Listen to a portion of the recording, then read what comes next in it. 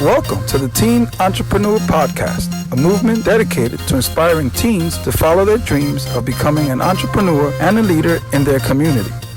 Let's welcome our hosts, Naomi and Cassie.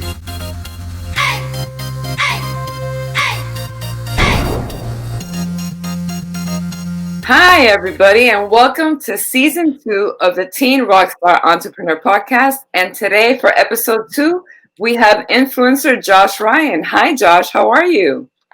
Hey, doing well. Thanks for having me. Oh, no, I'm so happy that we were able to do this. I've been wanting to interview you for a little while now. So why don't we start off by you telling everybody a little bit about yourself? Yeah, so I'm a 20-year-old Instagram marketer from New Zealand. I run a couple pages myself, work with a few clients, and I've also been getting into YouTube and just digital marketing in general as well. And I've been doing it for about 5 years. Yeah. Wow. Yeah, I know. And I've heard some of your stuff. I researched you a little bit online, and I know that you have a really, really big following on all your social media. And you're so young. So I kind of want to ask you, the first question is, what is it like in a day of Josh Ryan, an entrepreneur?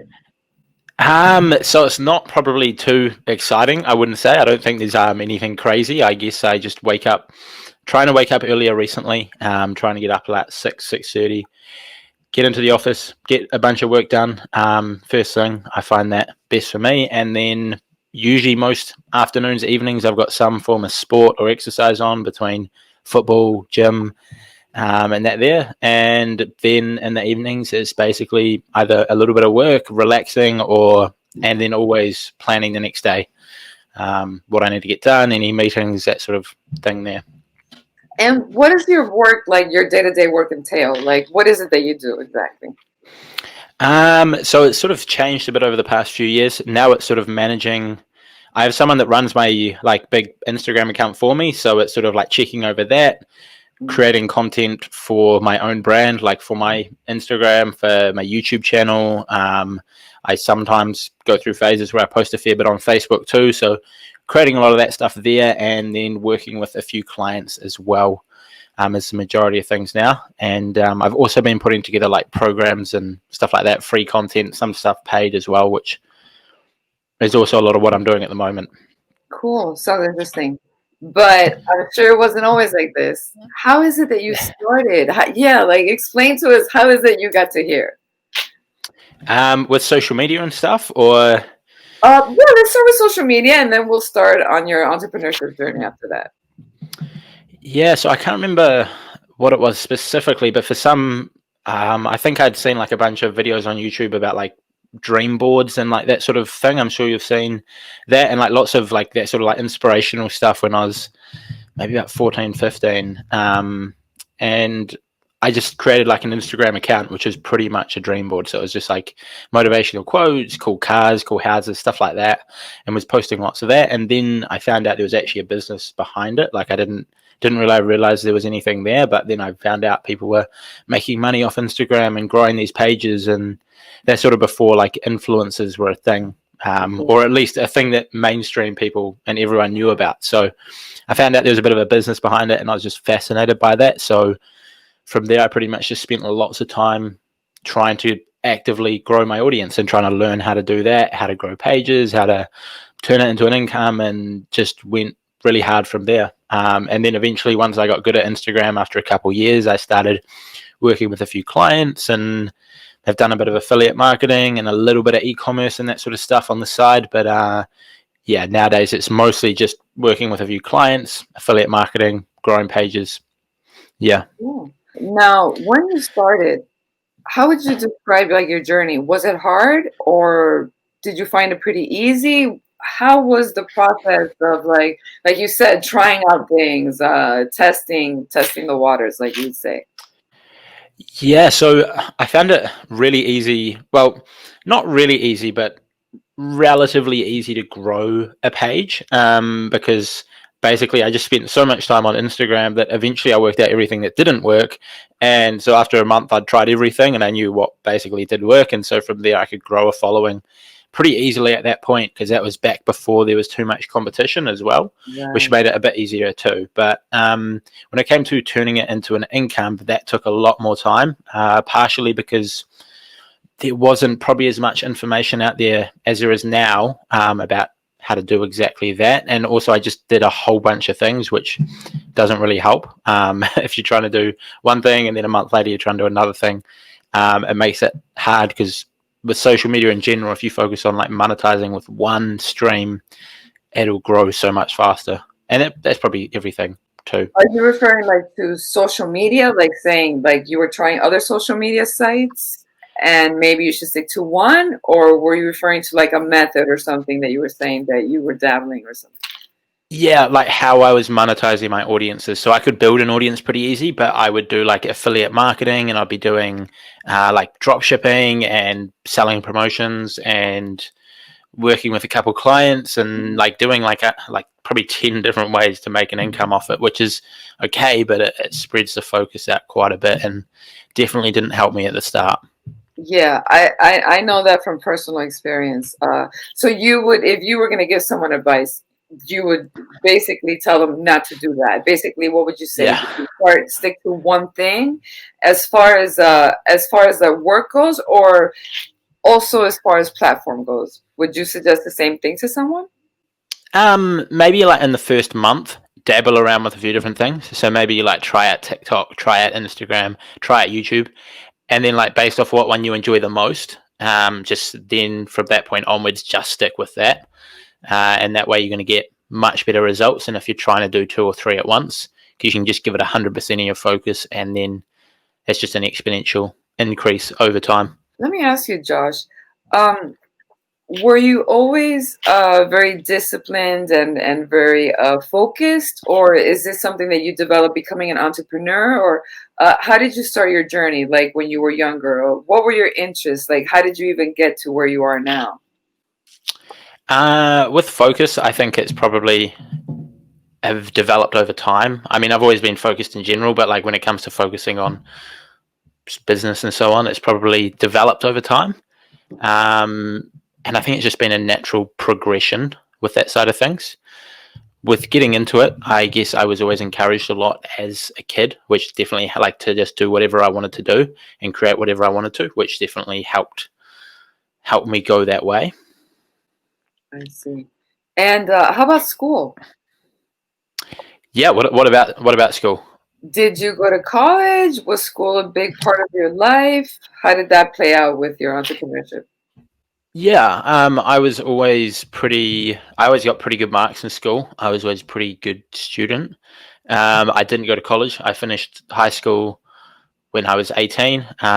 Pretty normal over here. And then since then, I've just been doing Instagram, social media full time. And did you know that that's what you wanted to do when you were young? Or what did you think you wanted to do before you started all of this, before you actually got online? Probably still something in business. I'm not sure whether like I don't really even know social media was a thing until I was like probably 13. Right. So when I was growing up, I definitely didn't think it'd be social media, but probably something in business or in sports, because yeah, sports is a big part of my life as well. I play a lot of football and played pretty much every sport growing up. So it would have probably been something in sport or business would have been what I was thinking of growing up. Cool. And is that how you find your balance? Do you have a routine? What is it that you try to incorporate in your life daily to be able to do what you do and do it well? Yeah, I'm trying to get better at sticking to like a bit more of a routine. I don't think I'm too much of a routine at the moment, but it is just literally that, doing lots of work, and then having pretty much every day I do some form of exercise for at least an hour, which can help release anything if it's been a rough day, if it's been Yeah. frustrating problems all day trying to sort out social media stuff, and then I can go and hit the gym or go play football or something like that. You can sort of let it all loose and you sort of forget about everything. So I think that's definitely a big part of it, which helps me do that. That's probably the main thing. Yeah, having sport every day that I can, which is what I enjoy, so I can go and forget about things and do that. Is that what helps you? Because I know as an entrepreneur, sometimes it could be a lonely experience, or sometimes it could be very hard because you're basically like creating something out of nothing. So basically, is that how you're able to balance everything out, like through exercise, through how do you? Yeah, Yeah, how do I you? think that's a big. Yeah, I definitely think that's a big thing for me. Probably because it's what I've always loved. Like maybe someone else enjoys drawing, and that could be their release that they do instead to forget about things. But I've just always been right into my sports, so that's a good way for me to just get my mind off things and do something else for a couple hours, and then come back refreshed and energized. And yeah. What would you say was your biggest challenge? Like, was there ever a point that you thought, "Oh my God, this is too hard," or "Oh my God, I want to give up"? Was there ever a time like that, or were you able to face the challenges successfully? Yeah, I don't think I've had like one big challenge. Like I don't think I've had like one big thing. I've probably had a ton of smaller things along the way that have happened, like accounts getting hacked on Instagram, and then Yeah. lots of different things like not being able to, or like losing a big client, and so on. I've had a lot of that stuff happen, and I think it's always just been overcome by just full belief that I can make it happen, and belief in myself. But yeah, I don't think I've had like one defining moment really, which I guess is fortunate, but a Yeah. bunch of smaller things at the same time. So yeah. But you never know if the reason why you never got the big one was because you handled the other ones well. Yeah. So my question, I guess, in that respect would be, how did you develop this character? Did you have parents who maybe like helped you, giving you life skills? Did Where did you pick, or is this a natural in you to be able uh, to do these things? Because I know a lot of people have a difficult time and usually like have to like run to different places and find resources, and sometimes they have to fail many times in order to even get to this place. But it seems like you naturally have a knack for it. So where does this come from? um yeah, I would probably say it is a big part down to my parents and the way that they raised me as well, and just always like never giving up, and lots of those sort of like core fundamental things, I guess, for life, not just business but just in general. um that's probably a big part of it. And just yeah, I'm not sure whether, I mean, most of it comes down to that. There's probably Yeah, smaller other things that have happened along the way, but I would say the majority comes down to that. no, that's And really also a good network in general, like surrounding myself with good people, not just my parents, but also just being around good friends that can be there for you, whether they're business friends that can help you overcome certain challenges, or just other mates that you can just hang out with. I think that's also a big part of it as well. So if you're ever struggling with learning something and then you've got a friend that knows that, they can help get through it. yeah.